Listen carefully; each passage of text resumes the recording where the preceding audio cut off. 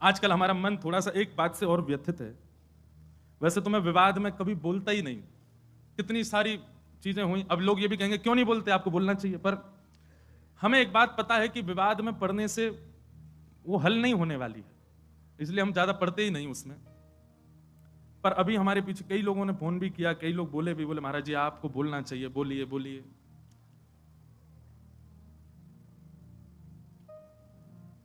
अभी कुछ जो हमारे आजकल के लोग हैं ना, कुछ वेस्टर्न कल्चर को फॉलो करने वाले, अब वो वृंदावन की तरफ रुझान तो रखते हैं, पर रुझान किस लिए रखते हैं, उसमें भी व्यापारी दिखते हैं। कोई ऐसी कंपनी है जिसने अपने वस्त्रों के बेचने के लिए हमारी ब्रज की लीलाओं का भाव रखा। एक विचार करो मन में, हरिराम व्यास जी की एक पंक्ति में लगभग हर कथा में गाता हूं, और उस पंक्ति में एक बात हरिराम व्यास जी कहते हैं, जहां श्री राधा चरण रेणु की कमला लेत बलैया। कमला यानी कि लक्ष्मी को भी किशोरी जी की स्वच्छंद बलैया लेने का अधिकार नहीं है। किशोरी जी भी जब उठ करके चली जाती हैं तो उनके अंकित चरण रज की बलैया लेती है लक्ष्मी। उन किशोरी जी को आप किस रूप में दिखा रहे हो? और ये फिल्म वाले लोग ये पहली बार नहीं, हमेशा ही करते हैं। राधा रानी के नाम पर कुछ भी बोलते हैं, ठाकुर जी के नाम पर कुछ भी कहते हैं। पाप नहीं, ये महापाप की श्रेणी में आता है। असंख्य गौ हत्या का पाप लगेगा इन सब कार्यों को करने से, असंख्य ब्रह्म हत्या का पाप लगेगा ठाकुर जी की लीलाओं को छेड़ने से। हमारे वृंदावन में कितने कितने कितने भाव से किशोरी जी की सेवा। बिहारी जी विराज रहे हैं, किशोरी जी कहां है? गादी जी के रूप में ऊपर से घूंघट करके विराज रही हैं।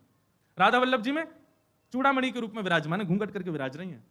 श्री राधा रमण जी में नाम रूप से विराजमान है, चूड़ामणि घूंघट करके विराज रही हैं। जहां किशोरी जी के दर्शन का अधिकार मुझको और आप सबको नहीं है, वहां किशोरी जी को किसी को भी किसी प्रकार के वस्त्र धारण करा करके आप स्वरूप प्रकट कर दो, ये अच्छा तो नहीं।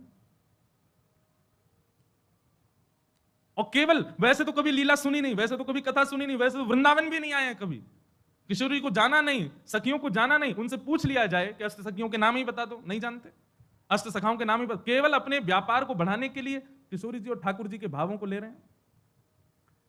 किशोरी जी और ठाकुर जी तो बड़े दयालु हैं, बड़े कृपालु हैं, कुछ नहीं कहेंगे। पर ये जो अष्ट सखियां हैं ना, और ये इनके चरणों के सदा दास बने हुए जो नक्षत्र आदि हैं, किसी दिन ये कुंपित हो गए, ऐसे मुंह के बल घेरेंगे कि उठ नहीं पाएगा कोई। हम प्रार्थना ही कर सकते हैं कि भैया इस प्रकार की ठाकुर जी के भावों को छेड़छाड़ मत करो। हमारे वृंदावन में 40-40, 50-50, 60-60 साल व्यतीत कर देते हैं महापुरुष। मधुकरी पाते हैं, यमुना जल में स्नान करते हैं, सर्दी गर्मी कुछ भी हो, फिर भी भोर में मंगला करने के लिए जाते हैं। इतना शुद्ध भाव ठाकुर जी और किशोरी जी के प्रति रखते हैं, तब भी जाकर के राधा तत्व को पहचान नहीं पाते। और आप लोग कभी कथा नहीं सुनते, कभी लीलाएं नहीं जानते, कभी वृंदावन नहीं आए, और सीधे केवल अपनी वस्तुओं को बेचने के लिए ठाकुर जी का आश्रय लेते हैं।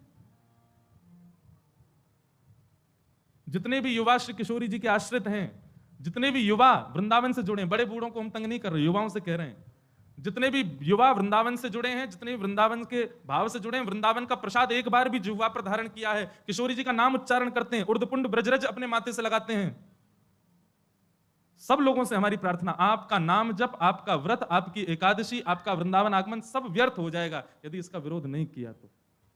किशोरी जी के भाव में सब लोग आगे आइए। कुछ दिन पहले भी विवाद हुए थे, परंतु ये ज्यादा है। ये नहीं तो हमारे फिल्म जगत के लोग तो कभी भी कुछ भी करते हैं, राधा रानी पे ऐसे ऐसे फूड़ गीत भी बना देते हैं, उनके स्वरूप को कुछ भी दिखाते हैं। हम सत्य बताएं, मंच से पहली बार कह रहे हैं, आज तक श्री रामानंद सागर जी के द्वारा बनाई गई रामायण और पुरानी जो महाभारत थी उसके बाद जितने भी राधा कृष्ण या कोई भी ठाकुर जी के नाम से सीरियल भी बने हैं ना, किसी में रुचि नहीं आई आज तक, क्योंकि वो रूप आया ही नहीं जो आना चाहिए था। और हम एक और घोषणा करें, जैसे भक्ति पथ है, ऐसे भक्ति पथ का एक और चैनल बनाया जा रहा है, क्योंकि आजकल के बच्चे जो हैं फोन एडिक्ट बहुत हो गए हैं। अधिकतर घरों में देखा गया, दूध नहीं पी रहा तो उसके सामने कुछ भी चला देंगे, वो देखता रहेगा कार्टून, और फिर उसके बाद में उसको खिला देंगे, पिला देंगे, जो भी करेंगे। तो हमने एक भाव रखा, जितनी भी लीलाएं ठाकुर जी की बाल्यकाल की सुनाते हैं कथा में, उन सबको कार्टून रूप में करके फिर उनको यूट्यूब पर डाला जाए। अब क्या दिखाना है बालक को? नहीं दूध पीवे तो सूरदास जी का पद हम गा रहे हैं, उसकी व्याख्या कर रहे हैं। ठाकुर जी चोटी पकड़ के कह रहे हैं, कबहू बढ़ेगी चोटी मैया मोरी, किते बरस मोए दूध पिबत भय, ये अजहू है छोटी। अब इसका ढूंढ रहे हैं कोई मिले हमको एनिमेशन वाला अच्छा, बहुत जल्दी, अगर राधाष्टमी तक भी लगे हैं, कोई मिल जाएगा तो जल्दी जी, जितनी लीलाएं ठाकुर जी की बाल लीलाएं सुनाते हैं, किशोरी जी की बाल लीलाएं सुनाते हैं, और फिर वो शुरू होगा काम तो फिर और ज्यादा लीला सुनाएंगे। उन लीलाओं को बालकों के लिए कार्टून उसका बनवा करके फिर डलवाएंगे, दिखाओ बच्चों, दिखाना ही है फोन तो वो दिखाओ। इस भाव से कम भोजन भी करेंगे, रोएंगे भी नहीं, और ठाकुर जी की लीला भी सुनेंगे। तो उनका फोन का जो एडिक्शन है वह भी एक सद्भाव में परिवर्तित होगा। तो हम तो प्रयास कर रहे हैं अपनी तरफ से जितना हो सके। आज इतने युवा बात मानते हैं, एक बार कुछ भी कहते हैं फॉलो करते हैं तुरंत। सब युवाओं से प्रार्थना है, आप सबके पास बल है, आप सभी किसी को सपोर्ट करते हैं तो वो कुछ बनता है, और आप सभी किसी को गिराते हैं तो वो गिर जाता है। कम से कम दुनिया को कुछ भी करने दो, ठाकुर जी की लीला, ठाकुर जी के भाव, ठाकुर जी के स्वरूप को यदि कोई इस प्रकार से दिखावे तो उसके आगे हाथ भी नहीं जोड़ने, उससे प्रार्थना भी नहीं करनी, उससे जिज्ञासा भी नहीं करनी, सीधा उसको नीचे गिर दो, नहीं तो हमारा नाम जब साधन सब व्यर्थ हो जाएगा। इसलिए भैया आप सब युवा जागृत होइए, इस विषय पर थोड़ा ध्यान दीजिए।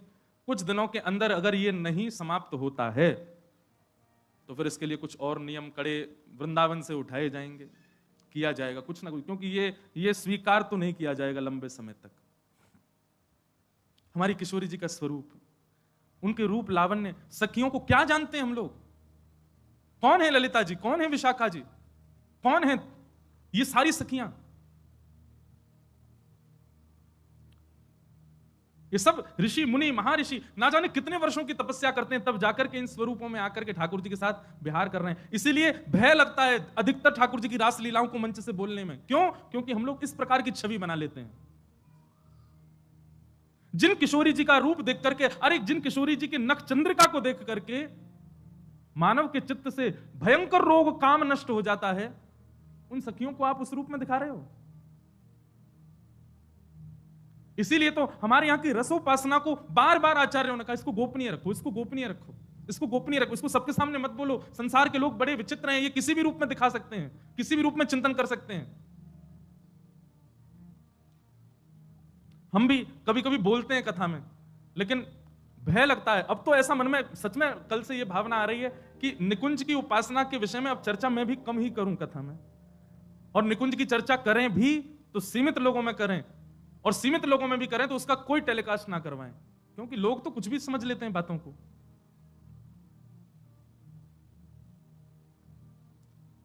इसलिए भैया जितने भी युवा यहां सुन रहे हैं या लाइव में सुन रहे हैं या कहीं भी सुन रहे हैं, पूर्ण विरोध कीजिए। ये जो भी ब्रांड है या जो भी लोग हैं, जो भी इस प्रकार के ठाकुर जी के रूप पर, नाम रूप लीला और धाम, इन चारों पर यदि कोई भी दुष्प्रचार दुष्प्रभाव करे तो अपने माथे का तिलक मिटा दीजिएगा, अगर आप उसको ना रोक सकें तो। मधुकर शाह अकबर के यहां गए। मधुकर शाह हरिराम व्यास के शिष्य थे। मधुकर शाह जी को जब दीक्षा प्रदान की तब से तिलक उर्दपुंड धारण करते थे। कहां के? ओरछा के राजा। जब अकबर के यहां पहुंचे तो अकबर ने मन में विचार किया कि शायद मुझे दिखाने के लिए जबरदस्ती बड़ा बड़ा तिलक लगा के आते हैं। तो अकबर ने जबरदस्ती कहा, भाई कल एक सभा होगी, उसमें दुनिया भर के राजा आएंगे, अगर किसी भी राजा को सांप्रदायिक रूप में मैंने देखा तो मैं अपनी तलवार से उसका सर धर अलग कर दूंगा। तो कितने सारे वहां गए थे, कोई टीका ही लगाते थे, कोई त्रिपुंड ही लगाते थे, कोई कुछ ना कोई। राजाओं को, आप पुराने राजाओं का किसी का भी माथा सूना नहीं देखेंगे, या आजकल के मानव माथे सूने से रहते हैं। नहीं तो माथा सूना रखना भी शास्त्रों में निषेध बताया गया है। जिसका माथा सूना हो, सुन लो, उसको यदि कोई भजनानंदी व्यक्ति देख ले तो उसका भजन कम हो जाएगा। इसलिए माथा सूना, जिसका माथा सूना है उसके ऊपर तो क्या ही प्रभाव होता होगा, कुछ नहीं तो एक बिंदी रखनी चाहिए। तो प्राचीन काल के राजा सब लगाते थे, केवल मुगल राजा जो थे ये तिलक नहीं धारण करते थे। तो कह दिया कि महाराज अगर कल किसी का सांप्रदायिक तिलक या जातिवाद या फिर किसी प्रकार के धर्म का स्वरूप मैंने माथे पर देगा तो मैं सर धर से अलग करवा दूंगा। डर के मारे कई राजाओं ने अपना तिलक उतार दिया। दूसरे दिन सभा में बिल्कुल महाराज साफ माथे से आए, लेकिन मधुकर शाह और दिन से भी भारी और मोटा तिलक लगा के आए। जैसे ही आए तो राजा ने भी स्पष्ट मधुकर शाह को नहीं कहा, बोले मुझे कुछ लोग दिख रहे हैं तिलक धारण करके आए हैं, मैं तलवार निकाल करके उनका सर धर से अलग कर दूंगा, उससे पहले समय दे रहा हूं, जाकर के जल से अपना माथा धो के आओ। मधुकर शाह ने भी अपनी तलवार निकाली, बोले कि जब तक तिलक मस्तक पर है तब तक तो तेरी तलवार मेरा गर्दन छू नहीं सकती, तिलक मिटने के बाद तेरी तलवार जरूर मेरे गले तक आ जाएगी। तो राजा भूल जाना कि तुम मेरा गला सर धर से अलग कर दोगे।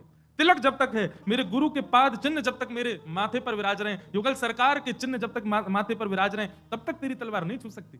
और तुम चाहे सभा से बेदखल करो तो हम तिलक नहीं उतारेंगे। पूरी सभा में मधुकर शाह तिलक में ही बैठे रहे, राजा की हिम्मत नहीं हुई कि उनको ऊपर प्रहार कर सके। तो तिलक है, नाम है, लीला है, रूप है। कई लोग रूप धारण करते हैं केवल वृंदावन में, बाहर जाते ही फिर जीन्स फटी जीन्स में आ जाते हैं, बाहर जाते ही फिर बदल जाते हैं। क्यों? ये तो वृंदावन के लिए बस हमारा, काय को? ठीक है, ऑफिस के कॉलेज के लिए इतनी तो मैं भी ज्यादा पीछे नहीं पड़ूं, पर अपने रूप स्वरूप को वैष्णव एक बार यदि बनाया तो नित्य वैष्णव भाव में ही रखो। ये कोई फैशन नहीं है कि आप कभी भी धारण करो कभी भी उतार दो, नित्य रहो ऐसे ही। अरे ज्यादा अच्छा अच्छा पहनने का शौक, इसमें ही पहनो, लेकिन रहो ऐसे ही। इसलिए भैया इन कुछ बातों पर ध्यान रखो और इसका पूर्ण विरोध करो। कुछ दिन में अगर ये चीज समाप्त नहीं हो तो फिर हम कुछ और बताएंगे क्या करना है।